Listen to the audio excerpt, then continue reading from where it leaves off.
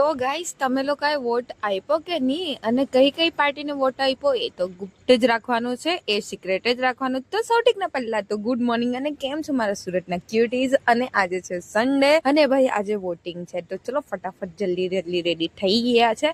અને આજે જો મારી સાથે એક સારી વાત પણ થઈ છે ને એક ખરાબ વાત પણ થઈ છે. હવે ખરાબ વાત શું થઈ છે એ માટે તમને કેવી નથી, જો કે આમાં કોઈ મારી ભૂલ પણ નહીં હતી તો પણ મેં કંઈ બોલી નથી, એટલે ભાઈ એ વાત મને તમને થોડુંક નથી જ કેવું. અને ભાઈ વાટોમાં જુઓ, કાલે મારા હાથમાંથી બ્લેક દોરો તૂટી ગયો હતો તો આજે મેં બાંધી લઉં, નહીં તો મને નજર પાછી લાગી જશે. અને પછી ભાભીની ઘરેથી આવી અને અમારે જવાનું હતું વોટ આપવા, તો મેં ભાભીને ખેંચીને વોટ આપવા લઈ ગઈ છું, કેમ કે ભાભી કહેતી હતી કે મારે વોટ નથી આપવો. મેં કીધું કે નહીં, એમ નથી જવા દેવાનું, વોટ તો આપવાનો છે. તો અમે અમારી જગ્યા પર પહોંચી ગયા હતા લોકેશન પર.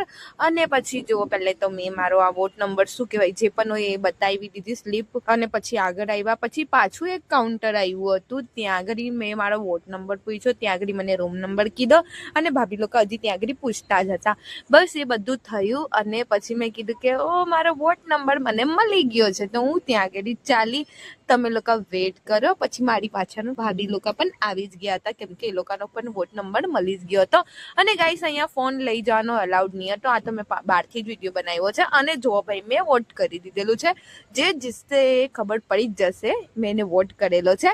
અને મારા જીજા અને બીજા બધા લાઈનમાં ઊભા છે, આ મારી ફ્રેન્ડ પણ આવી ગઈ છે. અને મેં ભાભીને પણ કીધું કે તમે વોટ આપી દીધો, તો મારા ભાભી કહે કે હા.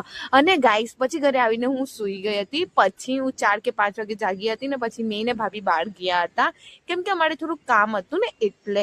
અને ગાઈસ અત્યારે 4 કે 5 વાગ્યા તો પણ એટલી ગરમી છે કે પૂછો જ નહીં. પછી મેં વ્લોગ બનાવેલો જ નહીં. અને પછી અમે લોકો અડાજણ આવેલા, મેં ને મારો ભાઈ. અને જો અહીંયા ઘડી આવીને સમથિંગ અત્યારે 11:30 વાગ્યા છે ને અમે અત્યારે શોપિંગ કરીએ છીએ, કેમ કે અમારે થોડુંક કામ છે. એટલે મેં અહીંયાથી ઘણી બધી શોપિંગ પણ કરી. પછી મેં વિચાર્યું કે ચલો કંઈ ખાઈ લઈએ, કંઈ નહીં તો કંઈ પી લઈએ. તમને અડાજણમાં મહાલક્ષ્મી તો ખબર જ હશે, ઠીક વાળા.